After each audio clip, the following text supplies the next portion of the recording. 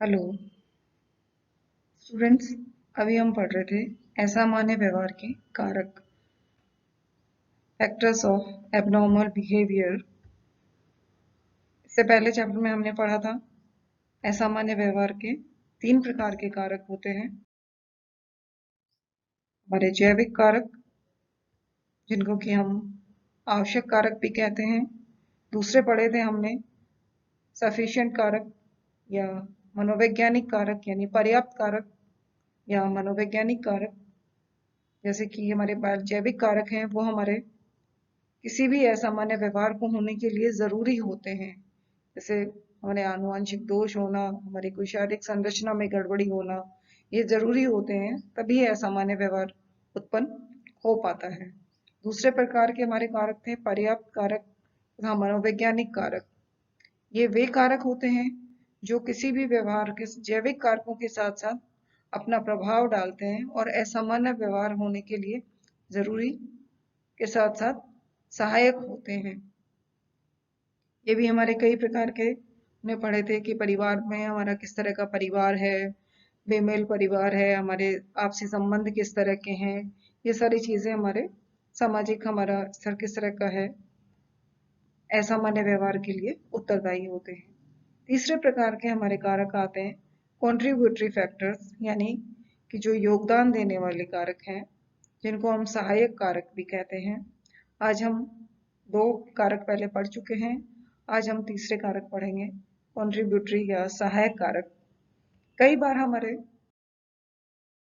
समाज में जब हम रहते हैं, सामाजिक और सांस्कृतिक कुछ ऐसे कारण होते हैं जो कि देखने में आता है कि हमारे असामान्य व्यवहार के लिए उत्तरदायी होते हैं या उन पे प्रभाव डालते हैं। जैसे हर समूह, हर समाज, हर संस्कृति का अपना अपना मानक हो, अपने अपने मानक होते हैं, मूल्य होते हैं, उनके अनुसार हम व्यवहार करते हैं। वो मानक मूल्य हमारे व्यवहार को प्रभावित करते हैं और इसी के कारण कई बार हमारे असामान्य व्यवहार की उत्पत्ति होती है। अब इन सहायक कारणों में सबसे पहला हमारा है सामाजिक आर्थिक स्तर, कि व्यक्ति का उसके समाज में किस तरह का सामाजिक आर्थिक स्तर है, सामान्य है, निम्न आर्थिक स्तर का है या उच्च आर्थिक स्तर का है। अधिकतर ये देखा गया है कि व्यक्ति का सामाजिक आर्थिक स्तर के साथ असामान्य व्यवहार उत्पन्न होने में किस प्रकार का प्रभाव पड़ता है। सामान्यतः ये देखा गया है कि इन दोनों के बीच में, यानी कि असामान्य व्यवहार तथा सामाजिक आर्थिक स्तर में नकारात्मक सहसंबंध होता है। यानी उच्च सामाजिक स्तर के हैं आप, तो आपको असामान्य व्यवहार की उत्पत्ति के लिए कम उत्तरदायी होगा या संभावना कम होगी। अध्ययन किए गए बहुत सारे, जिसमें देखा गया कि अगर आप निम्न सामाजिक आर्थिक स्तर के हैं तो असामान्य व्यवहार के उत्पन्न होने की संभावना ज्यादा होती है। वो भी इस तरह के मानसिक रोग जैसे सीजोफ्रेनिया आदि। इस प्रकार ये देखा गया कि अगर हम उच्च सामाजिक आर्थिक स्तर के हैं, हमारा सामाजिक आर्थिक स्तर ज्यादा थोड़ा उच्च स्तर का है, तो ये देखा गया कि मूड डिसऑर्डर यानी मनोदशा विकृति जैसे मानसिक रोग उत्पन्न होने की संभावना अधिक हो जाती है। कुछ इस तरह के अध्ययन भी किए गए जिसमें देखा गया कि अगर निम्न आर्थिक स्तर के हैं, आपका परिवार जो है उसकी आर्थिक स्थिति ज्यादा अच्छी नहीं है, तो उन लोगों में गंभीर तनाव जैसे मानसिक विकृतियां देखने में आती हैं।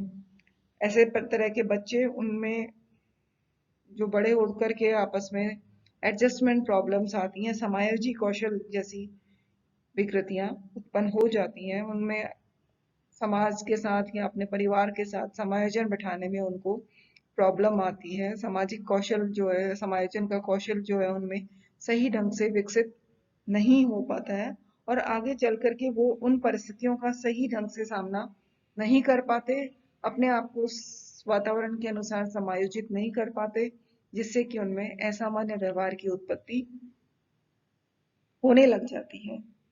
दूसरा कारक हमारे हैं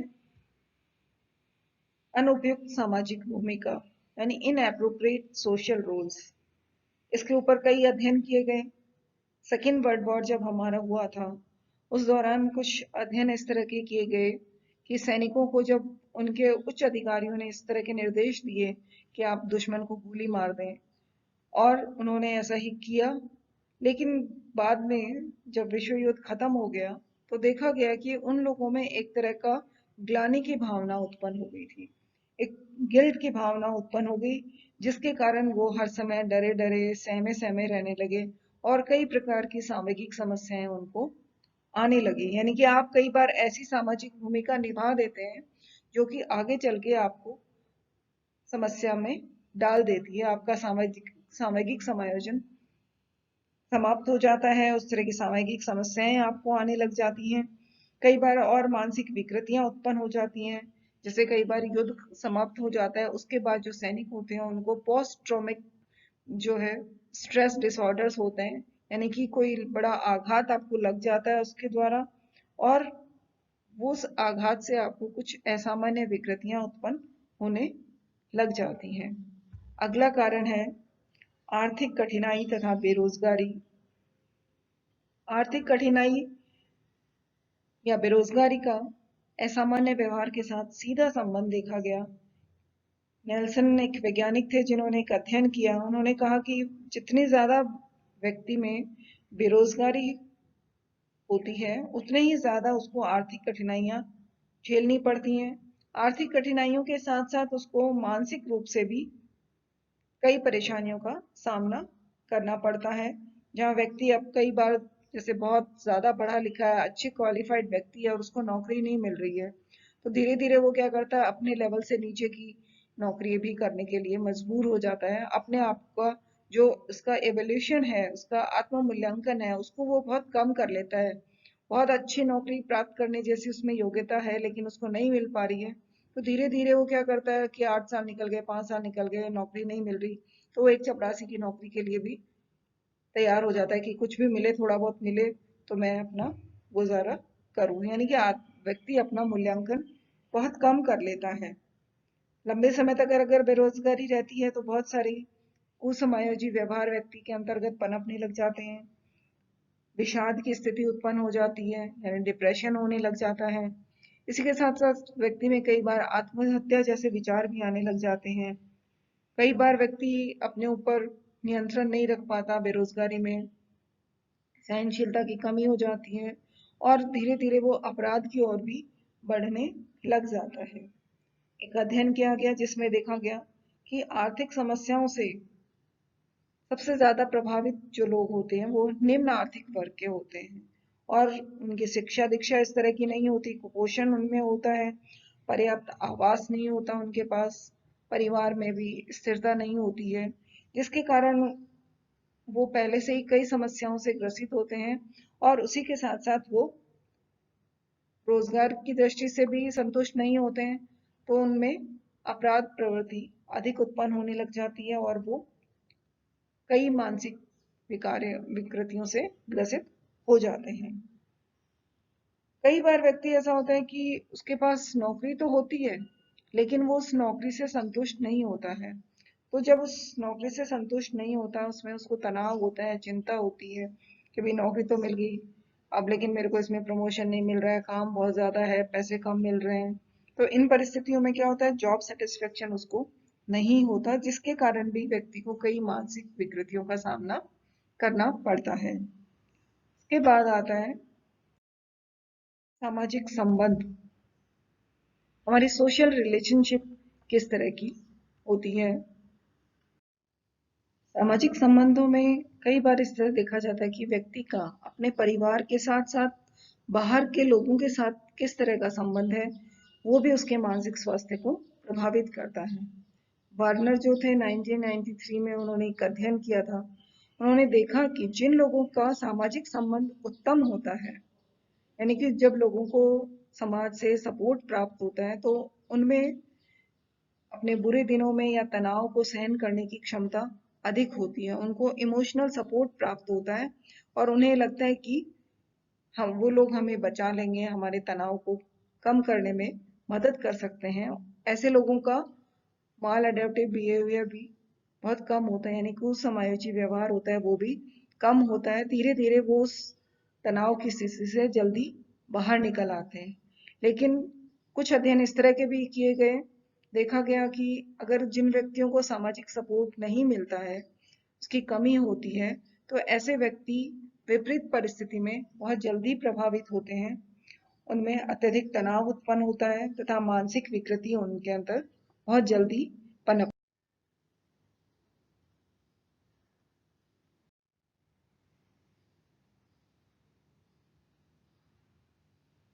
कुछ अध्ययन इस तरह के किए गए, उन्होंने कहा कि सोशल सपोर्ट हमारा दो तरह का होता है। एक होता है स्ट्रक्चरल सोशल सपोर्ट यानी संरचनात्मक सामाजिक समर्थन, और दूसरा होता है फंक्शनल सोशल सपोर्ट यानी कार्यात्मक सामाजिक समर्थन। संरचनात्मक सामाजिक समर्थन से तात्पर्य होता है कि व्यक्ति का अपना सामाजिक संबंधों का नेटवर्क किस तरह का है। वो नेटवर्क जैसे वैवाहिक स्तर, उसके दोस्त किस तरह के हैं, तो जितना ज्यादा उनके संबंधों में गुणवत्ता होगी, अच्छी क्वालिटी होगी सोशल रिलेशनशिप में, व्यक्ति उतना ही ज्यादा एडजस्टमेंट अच्छे से कर पाएगा। उसको ऐसे में उसको लगता है, उसका विश्वास होता है कि जब भी मुझे कोई बुरा समय आएगा, मुझे कोई कठिनाई आएगी, तो लोग मुझे मदद कर देंगे। और ऐसे व्यक्ति जो है,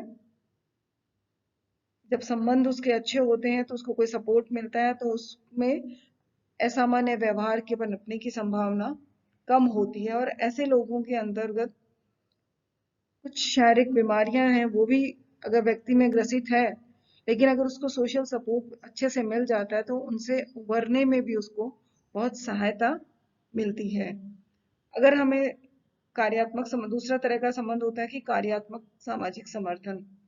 उसको लगता है कि व्यक्ति जब कोई काम कर रहा है, उस समय अगर उसको कोई परेशानी है, तो उस काम में कोई दूसरा व्यक्ति उसको मदद करेगा। ये उसका फंक्शनल सोशल सपोर्ट सिस्टम होता है। ऐसे व्यक्ति जैसे बुजुर्ग लोग हैं, उनका संबंध होता है, उनको लगता है कि नश्वरता है, भविष्य सूचनाएं हैं, इन सब चीजों के बारे में वो, उनका स्तर एक अलग तरह का होता है। वहां उनको ये लगता है कि हम दुनिया में नश्वर हैं, हमारे साथ जो हमने किया वो हमें मिलेगा, इस तरह से। तो कुछ अध्ययन इस तरह के किए गए कि जिन व्यक्तियों में सामाजिक समर्थन कम होता है, उनमें कुछ कार्यात्मक मनोविकृतियां उत्पन्न हो जाती हैं, कुछ असामान्यताएं उत्पन्न हो जाती हैं, शारीरिक समस्याएं भी उन लोगों को उत्पन्न हो जाती हैं। सामाजिक समर्थन के संबंध में कुछ अध्ययन किए गए तो देखा गया कि कुछ विकृतियां उत्पन्न व्यक्ति में हो जाती हैं। जैसे महिलाओं पे एक अध्ययन किया गया, देखा गया कि जिन महिलाओं का कार्यात्मक समर्थन स्तर बहुत ज्यादा ऊंचा था, उनको गठिया रोग हो गया, लेकिन उन्होंने उससे निजात पा ली, वो अपने आप को उस बीमारी से उबार पाई। इसी तरह कुछ और भी अध्ययन किए गए जिनमें देखा गया कि अगर संरचनात्मक समर्थन आपका कम है, उसमें कमी है, तो आपको हृदय रोगों के होने की संभावना अधिक हो जाती है। इसी तरह अगर आपको सामाजिक समर्थन कम प्राप्त होता है, तो व्यक्ति में नकारात्मक संवेग बहुत जल्दी आ जाते हैं, नकारात्मक संवेगों की संभावना ज्यादा बढ़ जाती है, जिससे कि व्यक्ति में मनोवैज्ञानिक तथा दैहिक विकृतियां, दोनों तरह की विकृतियां सामने आती हैं। अगला कारक हमारा होता है सामाजिक सांस्कृतिक वातावरण। प्रत्येक व्यक्ति जो है किसी न किसी समाज में रहता है। हर समाज की अपनी संस्कृति होती है और उस संस्कृति के मानकों के अनुरूप व्यक्ति को व्यवहार करना होता है। तो देखा जाए तो एक सामाजिक सांस्कृतिक वातावरण का व्यक्ति के विकास पर, उसके व्यक्तित्व विकास पर बहुत ज्यादा प्रभाव पड़ता है। कई बार ऐसा होता है कि उसके कारण व्यक्ति जो समाज का प्रभाव है और उसके स्वयं के जो व्यक्तिगत गुण हैं, उनमें कुछ टकराव हो जाता है, जिसके कारण कि व्यक्ति में कुछ ना कुछ अड़चन आती है। उसके व्यक्तित्व समायोजन सही तरीके से नहीं होता है, उसमें कुसमायोजी व्यवहार व्यक्ति में उत्पन्न होने लग जाता है। अगर सामाजिक वातावरण हिंसक है हमारा, तो हिंसात्मक प्रवृत्ति हमारे अंदर अधिक पनपने लग जाती है। अगर हम अहिंसक समाज में रह रहे हैं, तो उसी तरह के शील गुण हमारे अंदर पनपने लगते हैं। लेकिन कई बार अगर अलग अलग उनमें विरोधाभास हो, तो हमारे सामाजिक सांस्कृतिक व्यवहार को जो है, हमारे सामाजिक सांस्कृतिक नियम हमारे व्यवहार को परिवर्तित कर देते हैं। उसमें असमानता आने की संभावना रहती है। बहुत सारे अध्ययन किए, जैसे न्यू गिनी की 2 जातियां हैं, एरापेश तथा मुंडगुमार। वो लोग जरायम जाति के, जरायम जनजाति थी, उदार शांत स्वभाव के रहते थे, एरापेश जो जाति थी। लेकिन दूसरी जो मुंडगुमार जाति के लोग थे, वो शंकालु थे, झगड़ालू थे, उनमें विद्वेषपूर्ण भावनाएं होती थी। तो उनका समाज जो था, सामाजिक सांस्कृतिक इसी तरह की थी। तो जिस समाज में शांत प्रवृत्ति के लोग थी, उनके मानक नियम उन लोगों में उसी तरह की प्रवृत्ति विकसित हुई। दूसरे तरह में मुंडगुमार जाति थी, वहां पे सामाजिक सांस्कृतिक वातावरण अलग तरह का था, वो लोग हिंसक थे, तो उन लोगों में उसी तरह की प्रवृत्तियां उत्पन्न हो जाती हैं। अगला है वैवाहिक समस्याएं, मैरिटल प्रॉब्लम्स। मानसिक विकृति का एक कारण इन समस्याओं को भी माना जाता है कि कई बार बच्चों और वयस्कों में सामाजिक समस्याएं इसलिए उत्पन्न हो जाती हैं कि उनके माता पिता का वैवाहिक जीवन अच्छा नहीं होता है, या वो ऐसी फैमिली से आते हैं, उनमें या तो पिता अलग रहता है या माता अलग रहती है, वो विवाह विच्छेदित परिवार से आते हैं। तो उन बच्चों में सामाजिक समस्याओं का सामना ज्यादा होता है, और वो धीरे धीरे उनकी मनोवैज्ञानिक समस्याओं से संबंधित हो जाती हैं। उनके बीच में कुछ इस तरह की एडजस्टमेंट प्रॉब्लम्स आती हैं, वो किसी पे विश्वास नहीं कर सकते। धीरे धीरे ये सब आगे चल करके उनको मानसिक विकृतियों को जन्म देने में सहायक होते हैं। अगला है, नेक्स्ट हमारा आता है जेंडर रोल, यानी कि यौन भूमिकाएं। कई बार जो है मानसिक विकृति के लिए इनको भी जिम्मेदार माना जाता है। हमारे जो है पुरुष और महिलाएं दोनों अलग अलग होती हैं, दोनों की सामाजिक एक्सपेक्टेशंस भी, महिला से समाज अलग तरह की अपेक्षाएं रखता है, पुरुष से समाज अलग तरह की अपेक्षाएं रखता है। जैसे माना जाता है कि महिलाएं बड़ी संवेदनशील होती हैं, दूसरों के प्रति दया भाव रखती हैं। पुरुष जो होते हैं वो अचीवमेंट करते हैं, बाहर के काम करते हैं। इस तरह उनको ये माना जाता है कि वो एक्शन करने वाले होते हैं, उपलब्धि करने वाले होते हैं। धीरे धीरे ये देखा जाता है कि कई बार इनमें विकृतियां उत्पन्न हो जाती हैं, जिसके कारण उनमें असामान्य व्यवहार उत्पन्न होने लगता है। और जैसे महिलाएं हैं, उनमें ये माना जाता है कि वो परस्पर निर्भर हैं, निस्सहाय होती हैं। तो यौन भूमिका के कारण जो है महिलाओं में डिप्रेशन ज्यादा होने लगता है, वो अपने आप को असहाय महसूस करती हैं। पुरुष जो है उनमें भी कुछ मनोदैहिक विकृतियां उत्पन्न होती हैं।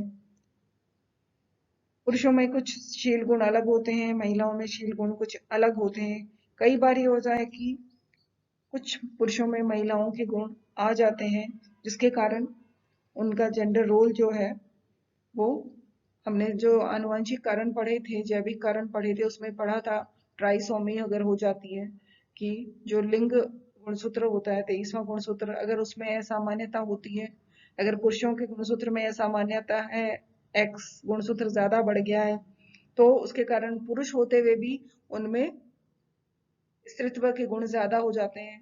तो उसका अपने पुरुष समाज में जो है उसके व्यवहार जो दिखाई देता है, वो स्त्रियोचित गुण उसमें ज्यादा दिखाई देते हैं, जिसके कारण उसका व्यवहार थोड़ा सा अन्य पुरुषों से अलग हो जाता है, जिसके कारण उसको समस्याओं का सामना करना पड़ता है। कई बार महिलाएं हैं, उनमें पुरुषों के गुण अगर ज्यादा आ जाते हैं, तो उसके कारण भी उनमें उनका व्यवहार थोड़ा सा अलग हो जाता है, जिसके कारण उसको समाज में मान्यता नहीं मिल पाती है। उसको लगता है कि ये इसका व्यवहार जो है ये थोड़ा हटके है, विकृत है, जिसके कारण उनको समायोजी समस्याएं आती हैं और व्यवहार विकृति होने की संभावना रहती है। तो ये हमारे सहायक कारण थे जो कि असामान्य व्यवहार के लिए उत्तरदायी थे।